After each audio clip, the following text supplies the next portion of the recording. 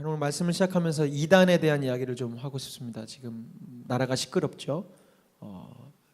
구원파라는 이단의 한 우두머리를 찾았다는 이유로 굉장히 시끄럽습니다. 그것이 맞냐 틀리냐 여러 가지 이야기들이 있는데 이로써 이번 또 사건들을 계기로 예수님을 잘 알지 못하는 사람들에게 기독교 안에 여러 가지 이단들이 있음을 이제 알게 되고 그런 이제 시간들이 되어졌는데, 우리나라의 대표적인 이단 중에 하나가 구원파죠. 굉장히 많이 있고요. 여러분들이 아는 수없이 많은 연예인들 또 아는 사람들이 다 이렇게 구원파에 속해 있습니다. 구원파뿐만 아니라 통일교, 신천지, 하나님의 교회, 여호와의 증인, 대표적인 여러분들이 한두 번쯤은 들어보셨고 야탐역이나 어디 가다가 이렇게 한두 번쯤 만났을 법한 그런 이단들입니다.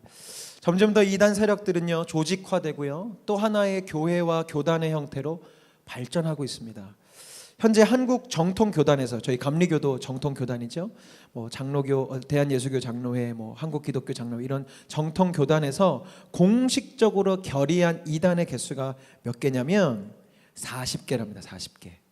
결코 적은 숫자가 아닙니다. 여러분들이 대표적으로 아는 게 지금 몇 개 안 됐잖아요. 통일교, 신천지, 하나님의 교회, 여러분들이 아는 이단 다 돼봤자 10개밖에 안 될지도 모르는데, 공식적으로 그들의 교리나 신학이나 어떤 주장이 잘못되었다고 공식 결의된 이단의 개수가 대한민국 교회 안에, 세계 교회가 아니고 이 대한민국 교회 안에 40개나 된다는 얘기입니다. 혹시 그거 아십니까? 여러분들이 지금 살고 계시고 또 다니고 계시는 이 교회가 있는 이 분당 지역에 거의 대부분의 이단들이 다 들어와 있습니다. 대표적인 이단들의 본부도 있고요. 말할 수 없이 많은 이단의 세력들이 있고, 저희 집도 막 찾아와요. 뚱뚱 눌러서 어머니 하나님 들어보셨냐고. 네, 하나님 우리 엄마일 수 있겠죠. 그러나 그들의 어머니는 좀 다른 어머니더라고요. 흰 천을 두르고 계신 어머니인데 포교하고 전도하고 합니다. 여러분들도 한두 번쯤 만나보셨죠? 가다가 여러 가지 막 설문조사 한다고 하고 얘기하고 성경 공부 가자고 하고 너무 많습니다. 그런데 그런 종류의 이단들이 40개나 된다는 거예요. 현재 한국 기독교, 개신교, 카톨릭을 빼고 개신교, 우리처럼 교회를 다니고 있는 인구 조사를 했을 때 숫자가 대략 850만 명 정도 됩니다. 근데 이 중에서 왜냐하면 자기가 이단인 사람들 자기 이단으로 체크할 사람이 어디 있어요? 그럴 체크도 없지만, 신천지인 사람도 하나님의 교회 다니는 사람도 여호와의 증인도 다 자기는 어디 다닌다고 얘기해요? 교회 다닌다고 얘기해요. 나 예수님 믿는다고 얘기하고 난 그리스도인이라고 하는 겁니다. 그러니까 그런 통계 조사를 할 때 자기는 당연히 개신교이라고 체크하죠. 850만 중에 적어도 150만 명, 많게 보는 학자에 따라서는 250만 명까지가 다 지금 이 40여 개의 이단에 속한 자칭 그리스도인이라는 사람들이라는 거예요. 퍼센트로 하면 17%입니다. 작지 않죠? 우리 그리스도인이라고 불리는 사람들 중에 17%가 여러 가지 형태로 이단에 빠져 있다는 거예요. 사실 이단이 남일 아닐 겁니다. 혹시 여러분들의 세론 중에 그렇게 넘어진 지체가 있을 수도 있고요. 저도 굉장히 가까운 친척이 신천지에 빠져 있다가 몇 해 동안 계속 거기서 헤매고 고생하고 가족들도 힘들어하고 하다가 많은 분들이 기도하시고 또 하나님 역사하셔서 정말 그럴 케이스가 드문데 나왔어요. 근데 그런 나오는 과정 중에서 완전히 신앙에 대한 그런 기대와 소망이 다 사라져서 지금은 하나님 자기 안 믿겠다고 하면서 직장생활만 하고 있는데, 하나님께서 그 친구에게 역사하실 것을 저희는 기도하면서 우리 가족들이 기도하고 있지만, 저도 사실 신천지는 이렇게 교회 청년부 활동하면서 이렇게 보고 듣고 했지만 제 가족 중에 그런 일이 일어날 거라고 생각하지 못했거든요. 근데 정말 가까이에서 계속 그런 이단의 세력들이 여러분들의 가까이 있는 사람들, 사랑하는 사람들을 미혹시키고 있는 이 시대를 살고 있습니다. 이런 상황에서 여러분도 한두 번 들어보셨겠지만 점점 기독교인의 숫자는 감소하고 있는 추세입니다. 그죠? 점점 교회 다니는 사람 줄어들어요. 점점 줄어듭니다. 반면에 동시에 이단에 빠진 사람들의 숫자는 증가합니다. 그렇게 되면 학자들이 연구를 했는데 2060년이 될 때 정통 교회의 그 교인 수 대비 이단의 교인 수의 비율을 해보니까 38%가 된답니다. 즉 2060년쯤이 되면 나 교회 다닙니다, 나 예수 믿습니다 라는 사람들 중 10명 중에 4명은 다 이단에 빠진 사람들이 된다는 거예요. 그렇기 때문에 우리가 온전한 믿음을 가지고 온전한 복음을 가지고 산다는 것이 얼마나 중요한지 모릅니다. 더욱이 세상 사람들은 우리가 이단인지 정통인지 그런 거 알지 못합니다.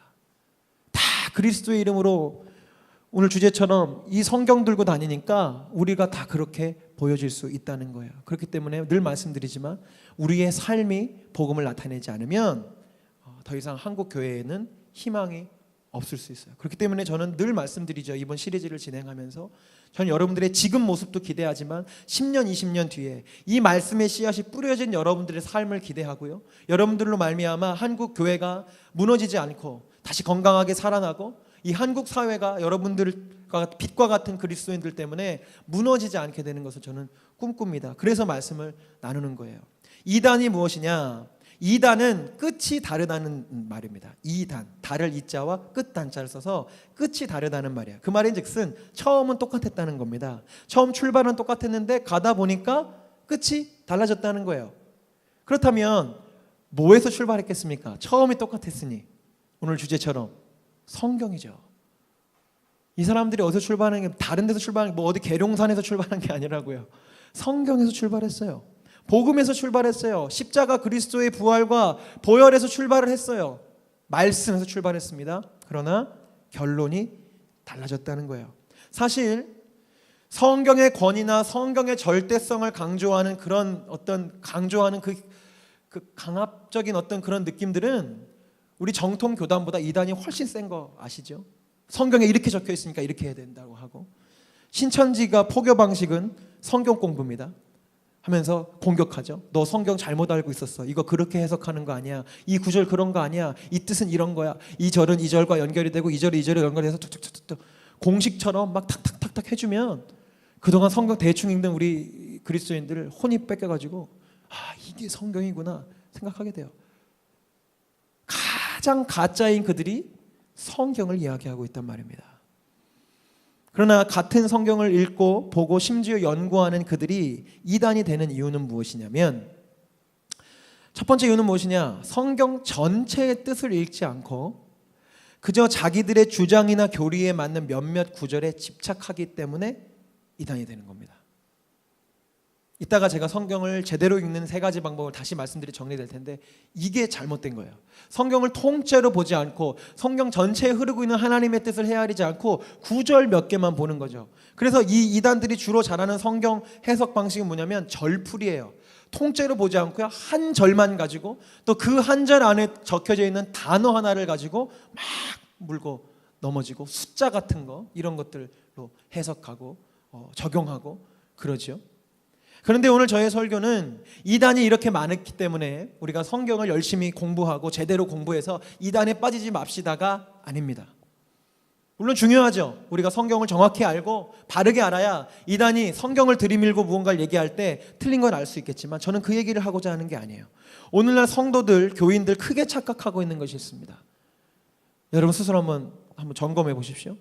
정통 교단, 공인된 큰 교회, 시스템이 잘 갖춰진 교회에 내가 다니고 있기 때문에 내 신앙은 괜찮은 줄 알고 나는 성경대로 사는 줄 알고 착각하는 그리스도인들이 많다는 거예요.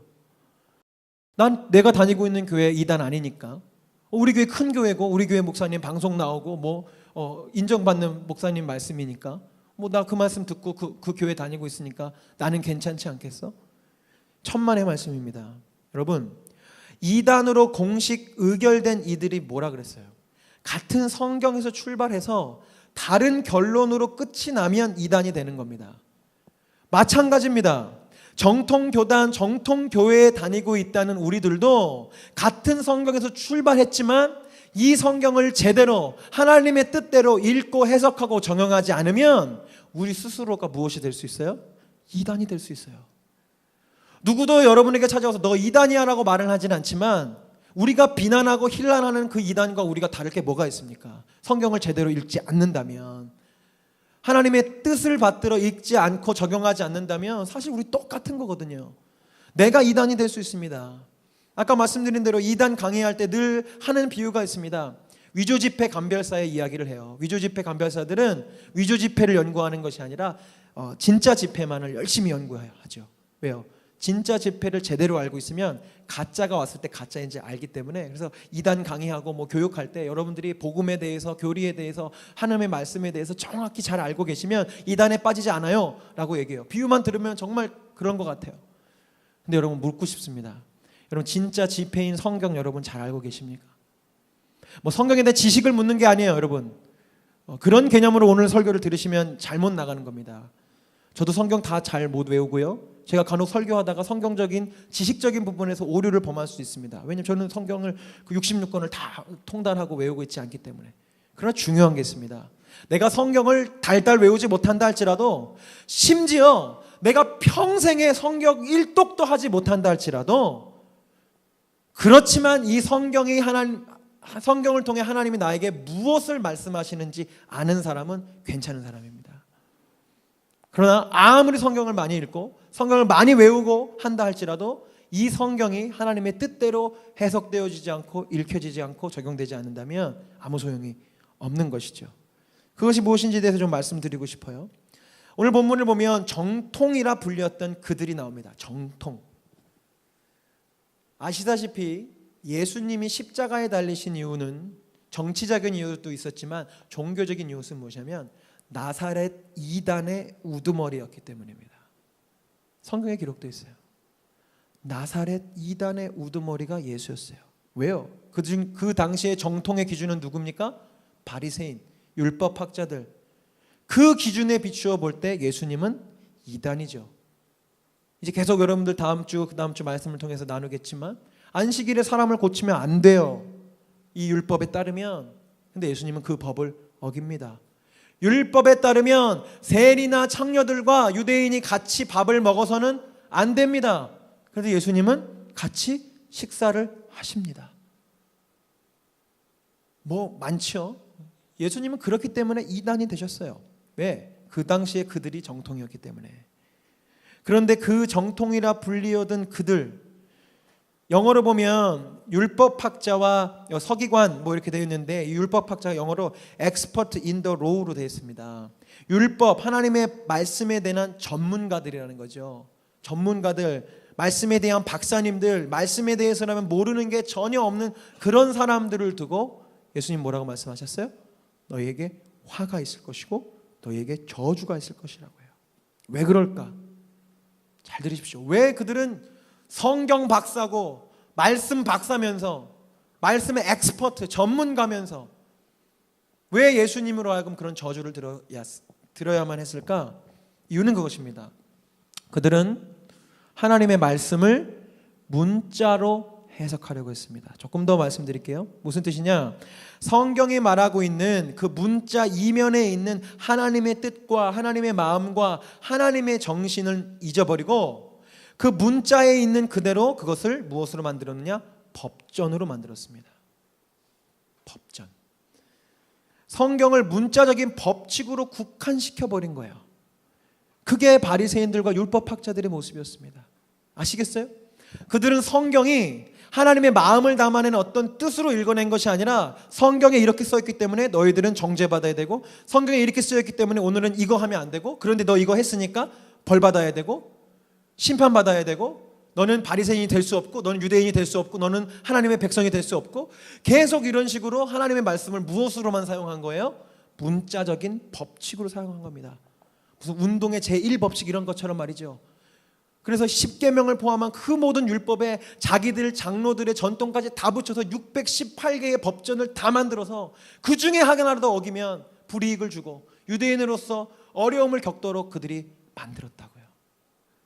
여러분 아시나요? 법에는 사랑이 없습니다. 교회 내에서 여러 가지 갈등과 분열이 극에 다다를 때 내뱉어지는 말이 한마디 있어요. 무슨 말인지 아세요? 그러면 법대로 합시다, 이 말이에요. 교회에서 싸우다가, 교회에서 분열이 나고, 교회에서 어떤 문제가 생기다가 서로 막 목사님이 중재도 해보고 이렇게 하다가 다 안 되면 나중에 하는 말, 법대로 해요, 법대로. 여러분 법이 사실 나쁜 건 아니죠. 법은 사회의 질서를 유지하고 사회적인 약자가 강자의 일방적인 폭력이나 권력에 의해 자기의 것을 빼앗기지 않도록 보호장치를 마련하는 좋은 역할을 하는 것이 법이기는 합니다만, 그러나 법에는 사랑은 없습니다.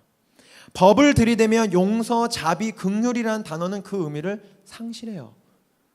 보십시오. 만일 부모 자식 간에 법대로만 했다가는 모든 자식들은 감옥 갑니다. 오늘 여기 승환이 어머님과 승환이 오셨는데, 그죠? 네. 승환이가 얼마나 착했는지 모르겠지만 저는 어렸을 때 엄마 지갑에 손 몇 번 댔거든요. 네. 그런 경험 없어요? 진짜? 나만 늘 이상한 사람인 것 같아요. 부모님 지갑에 돈 훔쳐본 적 없어요? 우리?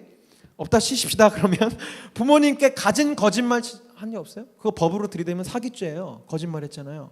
엄마 나 오늘 친구 집에서 자고 갈게. 예, 그 친구 집이 아닌 경우가 많이 있고. 예. 엄마 나 오늘 수련회야. 근데 수련회 아니고 친구들이랑 받아가서. 예. 그런 경우들이 있어요. 법을 들이대면 사기죄고요. 법을 들이대면 엄마 지갑에 손대면 절도죄로 감옥 가야 됩니다. 그런데 어떤 부모가 자식에게 법을 들이댑니까? 심지어 내 모든 재산을 가져간다 할지라도 자식을 사랑하는 부모라면 법을 드러내지 않죠. 다 감당합니다. 부부 가운데서 마찬가지입니다. 상대 배우자가 바람핀 일에 법을 들이댄다면 모든 것이 이혼 사유가 되고 간통죄로 감옥 가게 만들 수 있어요. 그러나 모든 부부가 그렇게 합니까? 아니요. 그렇게 하지 않는 부부가 아마 훨씬 많을 겁니다. 가정을 지키기 위해 그래도 한 번 더 사랑해야 되기 때문에 한 번 더 용서하려고 법을 들여대기보다 내가 내 남편을, 내 아내를 품어주고 사랑해야지. 그것이 사랑이거든요. 법은 그런 것입니다. 그런데 바리새인들은 하나님의 마음과 사랑이 담긴 그 성경을 무엇으로 만들었다고요? 법으로 만들었다고요. 이런 성경 읽기 방식을 문자주의적 해석이라고 합니다. 좀 더 쉽게 설명하자면 성경에 그렇게 쓰여 있으니 무조건 그렇게 해야 돼. 이게 문자주의적인 방식이고 이것이 성경이 법이 되는 방식이에요. 문자주의적 성경 해석이 얼마나 위험한지 제가 몇 가지 예들을 드리겠습니다. 왜냐하면 저 김종윤은요 문자주의적 성경 해석의 피해자이기 때문에 그래요. 제가 이 설교를 늘 꼬박꼬박 챙겨 들으시는 게 저희 부모님이라 마음이 좀 걸리긴 합니다만 저희 어머니는 부흥회 세대십니다. 부흥회 70년대 80년대 부흥회에서 배운 어떤 신학적인 논리를 계속 가지고 계시고 그 논리를 굉장히 제가 어렸을 때 주입시키셨어요. 그 중에 하나는 무엇이냐면 성경 자체에 엄청난 권위를 부여합니다. 아마 여러분 어릴 적에 그런 적 기억나실 거예요. 뭐 지금 여러분들도 마찬가지겠지만 옛날 분들은 성경을 정말 소중히 여겨요. 성경책을 귀한 자세이긴 합니다만 그것이 어디서 출발하냐면 이제 성경이 법이 되고 너무나 중요한 말씀이 되기 때문에 성경을 말씀이 중요한 거니 사실은 그 기록된 말씀이 중요한 것인데 성경책 자체가 신성화된 거예요. 그래서 성경을 구기거나 찢거나 던지면 절대로 안 됩니다. 사실은 그래도 되죠. 일부러 그럴 필요는 없지만 아니 그냥 책이잖아요. 성경은 우리 지금 소통되고 있는 거 맞죠? 네. 지금 제가 너무 과격한 무슨 신학을 주장하는 거 아니죠? 성경은 그냥 책입니다. 저희 집에 있는 성경책은 다 이상해져 있어요. 왜요? 우리 아이들이 성경책을 함께 보겠다고 가정예배 때 드리면 보질 않아요. 뭐 여기다 벌써 그림을 그려고 있고 찢어놓고 막 창세기에서 갑자기 출애굽기 넘어가고 막 그렇습니다. 근데 상관없잖아요. 왜? 말씀이 중요하지. 그 기록된 성경 구절이 중요하지. 이거는 사실은 종이잖아요. 근데 우리는 그렇게 돼요. 그리고 이렇게 됩니다. 성경이 영험한 물건인 마냥 취급이 되면서 괜히 읽지는 않지만 집안에 있으면 든든하고 기도할 때 이것을 손을 얹거나 이렇게 품에 안고 기도하면 왠지 기도가 더 잘 응답될 것 같고 뭔가 이렇게 든든한 그런 느낌들을 갖고 있는 경우가 있고요. 제가 아는 어떤 권사님은 집에서 성경책을 덮지 않으신대요. 하나님의 영광이 떠나가면 안 되기 때문에 성경을 이렇게 펴서 하나님의 영광이 여기서 닫으면 하나님의 영광이 닫히고 열면은 이게 시작이에요. 너무 귀한 신앙이죠. 말씀을 귀하게 여기는 거 너무 좋은데 여기서부터 시작입니다. 그 시작이 저희 집은 어떻게 왔느냐? 저희 집에서 어떻게 가르치냐면 오른손은요 축복의 손이고 왼손은 저주의 손입니다. 부흥회에서 그런 거 듣고 오신 거예요. 그래서 늘 오른손으로 무언가를 해야만 하는 그런 분위기예요. 제가 그 문화를 받고 컸거든요. 제가 목사 안수를 받고 처음 안수 기도를 하는데 저는 원래 왼손잡이거든요. 왼손이 먼저 나가는 거예요. 근데 제가 어떻게 했을까요? 싹 내리고 오른손을 올리게 되더라고요. 이 손 누가 만드셨습니까? 이 손은 사탄이 따로 만들고 이 손은 하나님 만드시고 뭐 그렇나요? 아니잖아요. 우리 왼손 오른손 다 하나님 만드시고 이 세상의 모든 왼손잡이를 축복해요. 우리 하나님 만드신 겁니다. 그런데 성경에는 하나님의 의로운 오른손으로 붙들고 뭐 이런 구절들이 막 있어요. 그래서 부흥회 때 엄마가 무슨 얘기를 들었나 싶으니까 이거였어요. 이 얘기를 듣고 오신 거예요. 어떤 부흥 강사님이 이런 얘기를 한 겁니다. 오른쪽이 다치는 건 하나님의 계획이고 더 좋은 일을 주시려고, 왼쪽이 다치는 건 사탄의 방해라는 겁니다. 이게 하나님의 음성을 들을 수 있는 방법 중에 하나라는 거예요. 내가 다쳤어요. 근데 오른손을 다쳤으면 지금 하나님의 계획이 진행되고 있는 거예요. 이 일들을 통해서 하나님의 놀라운 일들이 이제 올 거예요. 근데 왼손을 다쳤어요. 그건 뭐예요? 사단의 방해예요. 지금 영적인 방해가 시작된 거예요. 내가 더 열심히 기도해야 되고 더 열심히 헌금 내야 되고 더 열심히 교회 나와야 돼요. 근데 제가 하필 그때 무슨 다리를 다쳤냐면 왼쪽 다리를 다쳤어요. 5살 때. 저는 5살 꼬마에게 사탄이 공격하는 경험을 하게 된 겁니다. 그 이후로 저는 늘 왼쪽을 다칩니다. 어깨도 왼쪽 빠지고 팔도 왼쪽 부러지고. 저 왼쪽이 약해요. 왼쪽이 부실한 사람이거든요. 저는 사탄의 방해를 받고 있습니까? 아니죠. 왼쪽으로 넘어졌을 뿐이죠. 근데 그렇게 돼요. 우스갯소리 같지만 이것이 우리 안에 흐르고 있어요. 또 있습니다. 친구는 가려 사귀어야 한다는 법을 제가 배우게 됩니다. 잠언 23장 19절과 20절에 내 아들아 너는 듣고 내 마음을 바른 길로 인도할지니라. 아멘이죠. 20절 술을 즐겨하는 자들과 고기를 탐하는 자들과도 더불어 사귀지 말라. 잠언 23장에 기록된 하나님의 말씀입니다. 근데 이 말씀이 저에게 법이 된 거예요. 어릴 적부터 부모님이나 교회 안에서 늘 이런 뉘앙스로 배웠던 것 같아요. 그리스도인들은 세상 사람들과 구별돼야 돼. 술을 즐겨하는 자들과 친하게 지내면 안 돼. 너는 하나님의 사람이야. 너는 정결해야 돼. 너는 술 마시면 안 돼. 담배 피면 안 돼. 너는 하나님의 사람이니까. 계속 이런 구절들이 나에게 법칙이 된 거예요. 그때는 몰랐어요. 근데 제가 20대 때 대학 생활을 지금 떠올려 보면 함께 어울려 지낸 넌 크리스천이 거의 없습니다. 늘 저는 새로운 대학 문화가 저에게 두려움이었어요. 왜요? 늘 그렇게 배워왔고 그 말씀의 법칙이 제 안에 흐르고 있거든요. 술을 즐겨하는 자들과 흥청망청하는 그런 대학 문화에 물드는 건 안 되는 거야. 그들과 어울리지 않는 것이 성경적인 행동이라고 나도 모르게 무의식적으로 생각하는 거죠. 물론 저도 알고 있었어요. 세상 사람과 같이 어울려야지. 뭐 세상에 다 예수 믿는 사람만 있나? 저 마음은 그렇게 먹었지만 내 안에 어릴 적부터 들어왔던 그 말씀이 내 감정을 두렵게 만드는 거예요. 그래서 안 믿는 사람 만나거나 친구들끼리 어디 술 마시러 간다 그러면 괜히 같이 끼기가 어렵고, 그러니까 점점 대학 생활을 하면서 세상 사람들하고는 멀어지고 늘 같이 지내는 사람들은 교회 친구들, 또 학교 다니면서도 신앙을 가진 사람들, 기독교 연합 단체 활동하는 그 친구들하고만 계속 지냈던 거죠. 되돌아보니까 저는 하나님께서 복음을 전하고 하나님을 전할 수 있는 귀중한 기회를 이 법칙 때문에 놓쳐버린 거예요. 왜요? 대학 내내 예수 아는 사람들하고만 지냈으니까. 세상 속에서 그리스도인으로서 사랑하며 오히려 하나님의 사랑을 흘려보내는 사람이라고 배웠어야 됐는데, 이 말씀 하나가, 이 구절 하나가 저에게 법칙이 되니까 이웃 사랑은 고사하고 세상 안에서 아무것도 하지 못하는 사람이 되더라고요. 이렇게 말씀이 문자주의가 되면 점점 더 위험해집니다. 네 번째 예는 무엇이냐? 며칠 전에 제가 페이스북을 통해서 보게 된 건데, 이스라엘의 한 여성 의원이 이런 글을 인용해서 올렸다고 하죠.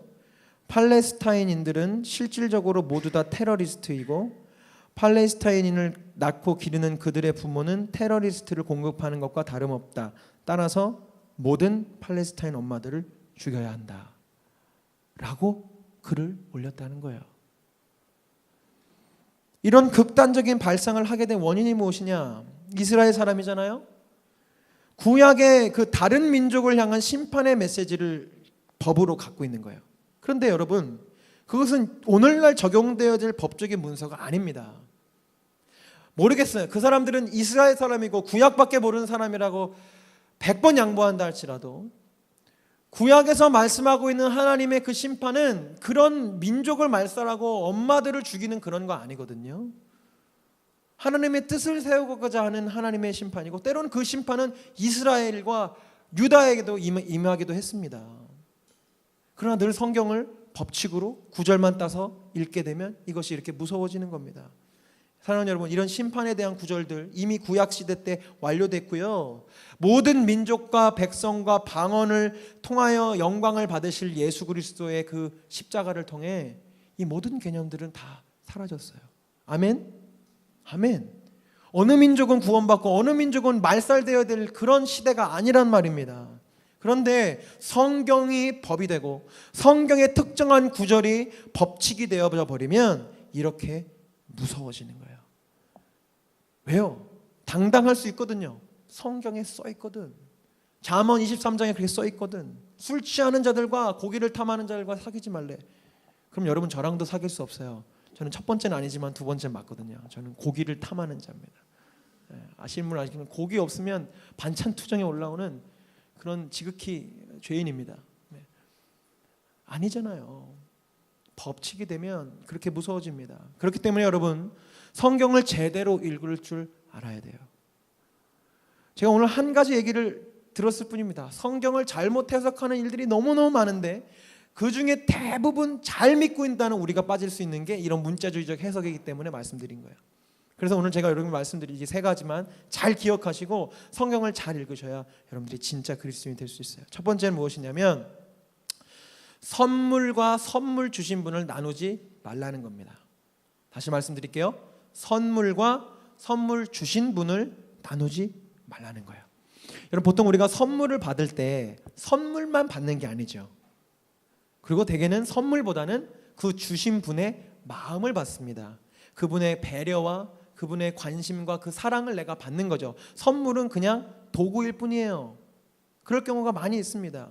제가 뭐 여러 가지 비유를 고민하다가 이 기타를 예를 들고 싶은데 제가 이 기타가 어떤 분이 찬양하는 데 쓰라고 헌금해 주신 그 재정으로 구입한 기타입니다. 그래서 저는 늘 이 기타를 볼 때마다 저를 위해서 헌금해 주시고 헌신해 주신 그 분의 마음과 그 사랑을 늘 기억해요. 그래서 제가 이 기타로 헛짓할 생각 없습니다. 이 기타로 제가 뭐 세상적으로 뭐 돈을 벌 수도 없겠지만 그런 걸 생각한다거나 이걸 뭐 팔아서 내가 사고 싶은 것을 사야겠다는 생각을 가질 수 없어요.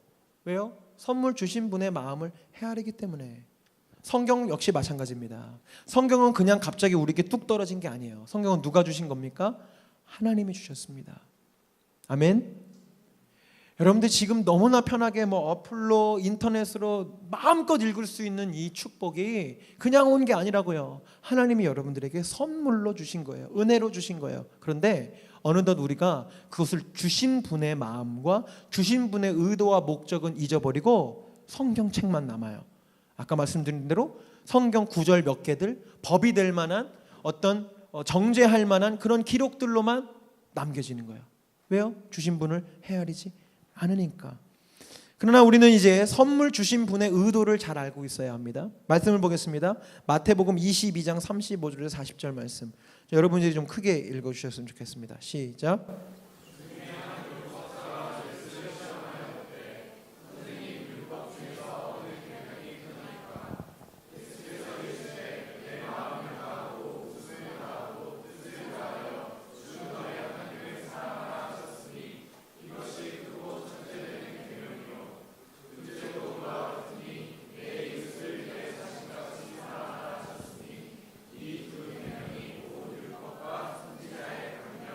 아멘. 아멘. 이 두 계명이 온 율법과 선지자의 강령이니라. 이것은 뭐냐면 구약 성경을 말하는 겁니다. 예수님이 공생에서 활동을 하실 때 이미 구약이라는 게 있었어요. 율법은 모세 오경을 뜻하는 것이고 선지자는 여기서 이제 선지자로 기록된 건 선지서들, 뭐 이사야, 예레미야 이런 거 쭉 말씀들. 즉 구약 전체의 강령은 무엇이냐면 하나님을 사랑하고 이웃을 내 몸과 같이 사랑하는 것이고, 지난주 말씀 나눴던 것처럼 신약을 통해서 이제 제자가 되기를 원하는 자들에게 주신 것이 무엇이냐면 내가 너희를 사랑한 것 같이 너희도 서로 사랑하라. 종의 모습으로 사랑하라. 결국은 종합하면 하나님 사랑하고 이웃 사랑하고 종이 돼서 사랑하라는 게 이 성경을 주신 분의 뭐라고요? 의도라고요. 아멘. 아멘. 이것만 잘 알고 계시면 여러분들은 이단되지 않습니다. 이게 중요해요. 성경을 백독을 하고 만독을 한 거, 그것이 중요한 것이 아니고요. 내가 성경을 요한복음만 평생 한 번 읽었다 할지라도 내가 그 말씀을 읽고 나서 내 안에 하나님을 향한 사랑이 생겨지고 내 안에 이웃을 향한 사랑이 생겨지고 내가 너를 위해 섬기고 낮아지겠어라는 마음이 생겨졌다면 성경을 잘 읽은 것이고 여러분들은 말씀의 사람이 된 것입니다. 왜요? 성경은 오직 그것만을 이야기하는 겁니다. 다른 것이 없어요. 우리가 성경을 그 사랑의 기준으로 읽지 않기 때문에 문제가 되는 것입니다. 다시 말씀드립니다. 여러분, 성경을 읽고 났는데 하나님을 사랑하는 마음이 없고 이웃을 사랑하는 마음이 없고 내가 용서해야 되지, 내가 사과해야겠다는 마음이 들지 않았다면 성경을 다시 읽으십시오. 성경 읽고 났는데 이 구절로 쟤 공격해야지, 이거 봐 이렇게 써있네, 쟤한테 가서 네가 잘못했다고 얘기해야지. 성경을 잘못 읽는 거라고요. 성경을 읽었으면 하나님을 사랑하고 이웃을 사랑하는 마음이 생겨져야 하는 겁니다. 또 반대로 내가 성경을 펴기 전에 그 다짐을 갖고 성경을 읽어야 돼요. 말씀드렸죠? 성경에 틀린 것만 찾으려고 찾아보는 사람들도 있고요, 그래서 틀린 거 찾아냅니다.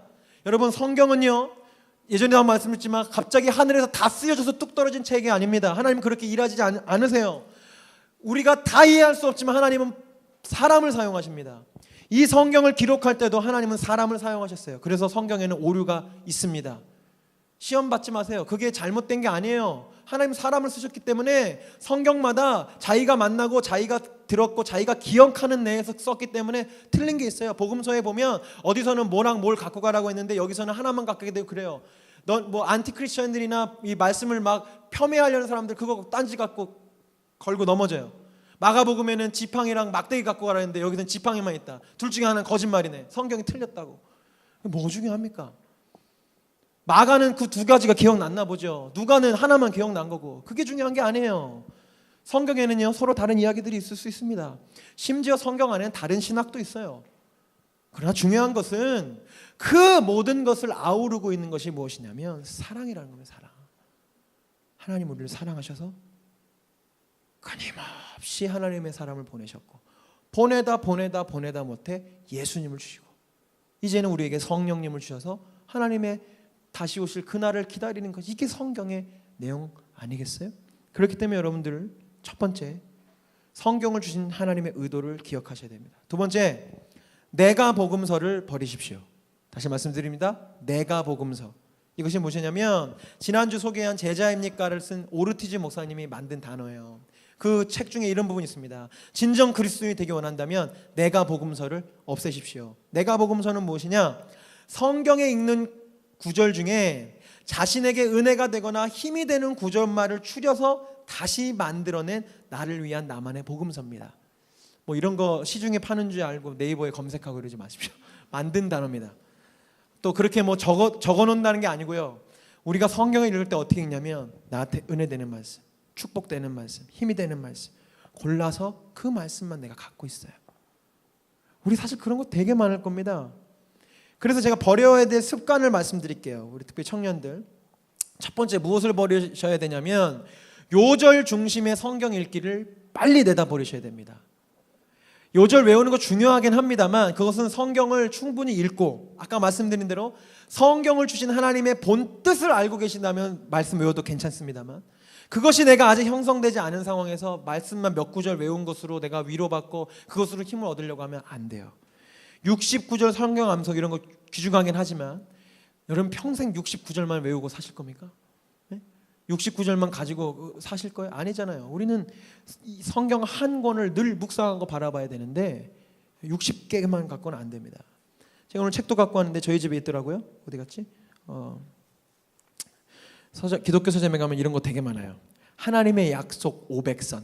그래서 여기 목차를 보면 막 이런 거 있습니다. 불안할 때 찾는 말씀, 뭐 삶의 방향을 잃었을 때 보는 말씀, 막 이게 다 있어요.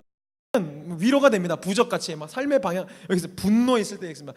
239번에 노하기를 더디하는 자는 크게 명철하여도 마음이 조급한 자는 어리석음이다. 이런 구절 읽으면 분노가 사라질 것 같고 막 그렇죠. 이런 거 안 돼요. 수험생이 외워야 할 109절 막 이런 거 있죠. 네. 매일 성경 365 이게 탁상 달력식으로 되어 있습니다. 저희 집에도 하나 있는데 이게 하다 보니까 저 목사인데도 어떻게 되냐면 꼭 오늘의 운세를 확인하는 것 같아요.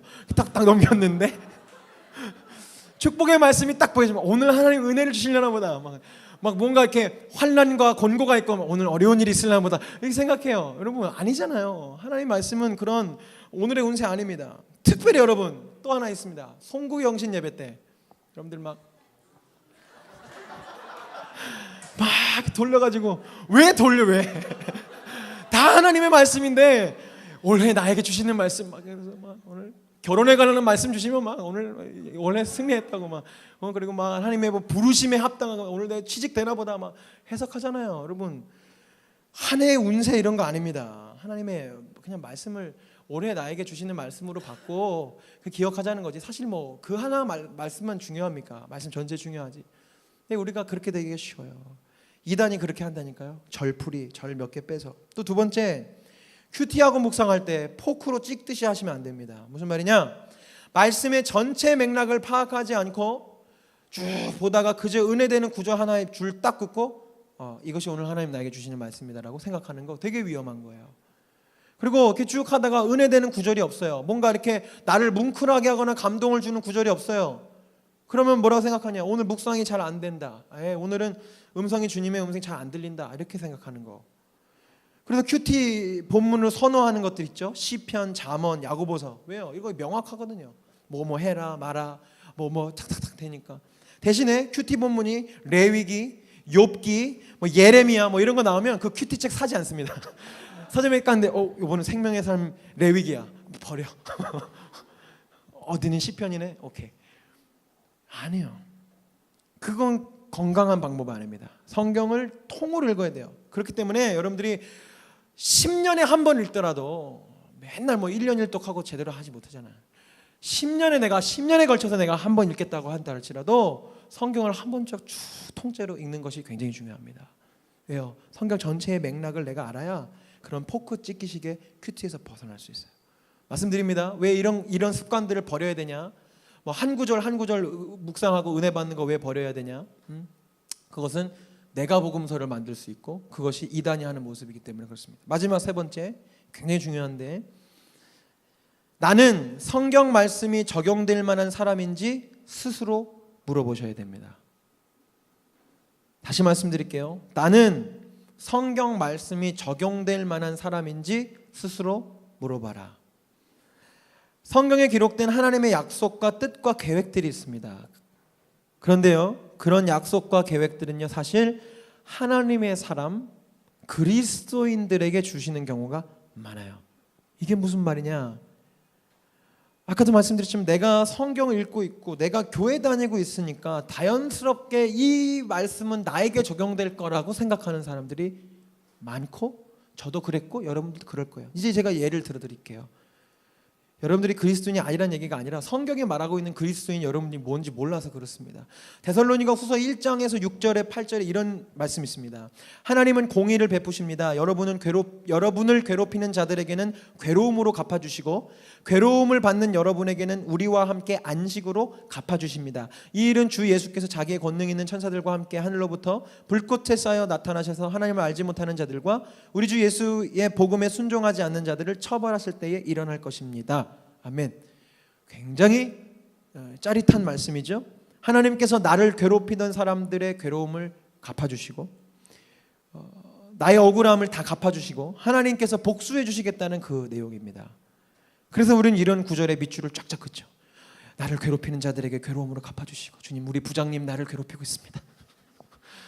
우리 선생님이 나를 괴롭히고 있습니다. 하나님 갚아주십시오. 그런데요, 이 말씀은요 성경을 그냥 읽고 있는 나한테 적용되는 게 아니고요, 그 앞구절의 삶을 사는 사람들에게 적용되는 거예요. 그 앞에 있는 구절 보십시다. 3절에서 5절 말씀입니다. 제가 읽겠습니다. 형제자매 여러분, 우리는 여러분을 두고 언제나 하나님께 감사를 드릴 수밖에 없습니다. 그렇게 하는 것이 당연한 일이니 그것은 여러분의 믿음이 크게 자라고 여러분 모두가 각자 서로에게 베푸는 사랑이 더욱 풍성해 가고 있기 때문입니다. 그러므로 우리는 온갖 박해와 환난 가운데서도 여러분이 간직한 그 인내와 믿음을 두고서 하나님의 여러 교회에서 여러분을 자랑하고 있습니다. 쭉 말씀이 가고요. 여러분은 참으로 그 나라를 위하여 무엇을 당하고 있습니까? 고난을 당하고 있습니다. 괴로움을 갚아주시고 하나님께서 안식으로 갚아주시겠다는 이 위로와 하나님의 이 말씀은 그냥 이 성경을 읽는 사람들에게 적용되는 것이 아니고요, 온갖 박해와 환난 가운데서도 자기 믿음을 지킨 사람들, 하나님의 나라를 위하여 고난을 받으며 이웃을 향한 사랑을 포기하지 않는 사람들에게 주어지는 약속의 말씀이에요. 즉 진짜 그리스도인들에게 주시는 말씀이라는 거죠. 그런데 내가 온갖 박해와 환난 가운데 살지도 않으면서, 믿음을 지키지도 않으면서, 그리스도인으로서 당해야 될 고난을 기꺼이 감당하지도 않으면서 그저 6절에 밑줄 딱 그어놓고 하나님 나 괴롭히는 사람 괴로움으로 갚아주신다고 했으니까 이 말씀 지켜주세요. 나 괴로워 죽겠거든요. 나 괴롭히는 사람들을 갚아주세요. 라고 하고 있다면 성경을 잘못 해석하는 거예요.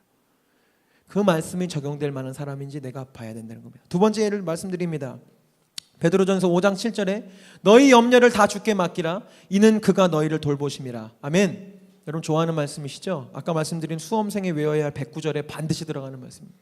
너희 염려를 다 주께 맡기라. 이는 그가 너희를 돌보심. 이 말씀 막 달달 외우고 수능 시험장에 들어가면 하나님이 나를 막 붙잡아 주시고 나의 컴퓨터 사인펜을 막 붙잡아 주실 것 같잖아요. 그런데 여러분들 이거 달달 외우고 이거 온몸에 다 붙이고 다니는 데서 모든 염려가 떠나가는 게 아니라고요. 베드로전서는 갖은 고난과 박해를 당하고 있는 초대교회 성도들을 향해서 이 사도 베드로가 아비된 심정으로, 할아버지의 심정으로, 믿음의 첫 세대인 이 베드로가 거의 늙어서 순교하기 직전에 쓴 거거든요. 베드로 전후서. 너희들이 그리스도를 위해서 고난을 당하는 것이 귀하고 복되다. 고난을 즐거워하는 그리스도인이 되어라라고 말하는 게 베드로전서의 기본적인 맥락입니다. 그러니 너희 염려를 다 주께 맡기라는 말씀은 누구한테 하는 말씀이에요? 아까 말씀 동일하죠? 예수님을 위해서 고난받고 예수님을 위해서 내가 십자가의 길을 걸어가는 자들에게만 적용되는 겁니다. 그런데 예수를 위해서 받는 고난은 눈꼽만큼도 견디지 않으면서 대학 갈 염려, 취직할 염려, 결혼할 염려, 건강해질 염려, 돈 벌어야 되는 염려, 높아지려는 염려, 이런 거 뭐 주께 다 맡기면 다 돌봐주실 거라는 그런 믿음이 구원파 같은 가짜 믿음이라는 거예요. 마지막 세 번째, 내게 능력 주시는 자 안에서 내가 모든 것을 할 수 있다는 말씀 좋아하시죠? 에베소서 4장 12절 14절 다 보십시오. 제가 시간이 없기 때문에 다 읽진 않습니다만 그 여러분들이 사모하시는 13절 위아래로 무슨 단어들이 있습니까? 비천, 배고픔, 궁핍, 괴로움. 이 삶을 살아가기로 결단하는 자들에게 하나님이 그것을 감당할 수 있는 힘을 주시겠다는 거예요. 그런데 우리는 그것도 다 모르고 내게 능력 주시니 내가 뭐가 다 할 수 있어. 나 할 수 있을 거야. 나 할 수 있어. 내가 생각했고 기도했으니까 다 될 거야. 천만의 말씀입니다. 우리 예배팀 나와주시고요. 성경 말씀은 여러분 검입니다. 검. 에베소서 6장 17절에 보면 하나님의 말씀은 성령의 검이라고 하셨어요. 말씀은 칼이라는 말입니다. 칼. 여러분 칼은 위험합니다. 칼이 칼답게 쓰일 수 있으려면 그 칼을 쓰는 사람이 준비되어 있어야 돼요. 그리고 준비만 되어 있다고 되는 게 아니에요. 칼 쓰는 법을 다 배웠다고 온전치 않습니다. 그 칼을 쓰는 사람의 목적이 분명해야 됩니다. 내가 이 칼로 사람을 지키려고 쓰는 것이냐 아니면 사람을 죽이려고 쓰는 것이냐. 내가 사랑해야 될 사람들을 지키고 나의 믿음을 지키기 위해서 이 말씀의 검을 쓸 것이냐 아니면 이 말씀의 검을 가지고 누군가를 죽이려고 하는 것이냐. 그것이 중요합니다. 왜? 말씀은 검이기 때문에. 이 성경은 그렇기 때문에 은혜도 되지만 매우 위험한 겁니다. 여러분들이 이 성경을 가지고 온전한 뜻을 품지 않으면 이 성경 가지고 여러분들 많은 사람 죽일 수 있고 또 스스로를 죽일 수 있어요. 여러분 말씀의 검은 나의 옛사람을 찌르는 도구가 되어야 됩니다. 남이 아니고요. 다른 사람 아니고요. 나의 옛사람, 나의 정욕, 나의 고집, 나의 미움과 질투와 시기를 찌르는 도구가 되어야 돼요. 어제 누군가 싸웠다 할지라도 아침에 큐티하고 나면 그 친구에게 전화하거나 문자해서 내가 잘못했어라고 마음이 바뀌어지는 게 성경의 말씀의 검입니다. 사단의 속삭임과 방해를 물리치는 도구로서 성령의 검을 휘둘러야 돼요. 마귀가 여러분들을 유혹할 때, 사단이 여러분들에게 낙심을 줄 때 하나님의 말씀을 들고 하나님이 날 사랑하신다. 그런데 말씀의 검이 누군가를 정죄하는 도구가 되거나 자기의 주장을 합리화시키는 도구가 되거나 자기 출세나 맹세를 위한 담보가 되어서는 안 됩니다. 그렇게 성경을 읽는 것이 이단이고요, 그렇게 성경을 읽는 것이 바리새인이고요, 그렇게 성경을 읽으면 지옥 갑니다. 사랑하는 여러분, 우리 부디 바른 뜻을 세우고 성경을 읽었으면 좋겠어요. 뜻을 세우지 않고 읽으면 우리가 다 이단이 될 수 있습니다. 성경은 사랑의 도구가 되어야 됩니다. 아까 계속 말씀드리지만 여러분, 성경 읽었다면 사랑하는 존재가 되어야 돼요. 그게 성경을 읽은 겁니다. 성경이 법이 돼서는 안 됩니다. 성경을 빌미로 계급을 나누고 성경을 빌미로 착한 사람 나쁜 사람 나누어서 누군가를 정죄하고 내 편 네 편 만들고 성경이 누군가를 죽이는 도구가 돼서는 절대 안 돼요.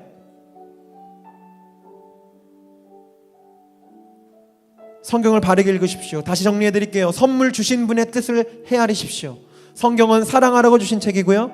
두 번째, 내가 복음서를 집어치우시고 성경의 모든 구절을 묵상하십시오. 마지막 세 번째, 나는 성경의 약속과 원리가 적용될 만한 진짜인지를 점검하십시오. 나는 진짜인가? 나는 진짜 그리스도인인가? 나는 진짜 그리스도의 그 십자가의 길을 걸어가려고 하는 사람인가? 이제 우리가 결단하면 찬양할 가사처럼 나는 하나님의 말씀에 목숨 건 사람인가? 나는 하나님의 말씀에 내 생명을 건 사람인가? 아니라면 그 모든 축복의 말씀들 여러분 거 아닙니다. 이 시간 우리 결단하면서 우리 좀 오늘 찬양하고 기도하고 하나님 앞에 나가고 싶어요. 여러분, 말씀으로 읽게 되기를 원합니다. 아멘. 정말 중요해요. 정말 중요하다고요. 말씀드렸죠. 여러분들이 이 말씀 가지고 진짜가 되어지면요, 이 교회가 변해요. 오늘 찬양처럼 주의 교회가 일어날 수 있습니다. 그런데 이렇게 하나님 앞에 열정적으로 예배할 수 있는 여러분들이 이 성경 가지고 이단처럼 되어버리면, 이 성경 가지고 내가 복받고 싶고 이 성경 가지고 내가 뭐가 잘 되고 싶고 이런 마음으로 여러분들이 성경을 계속 읽어나가시면 소망이 없습니다. 말씀을 두려워하시고 말씀에 생명 거시는 하나님의 백성들이 되기를 간절히 소망합니다. 좀 찬양하시면서 결단하겠습니다.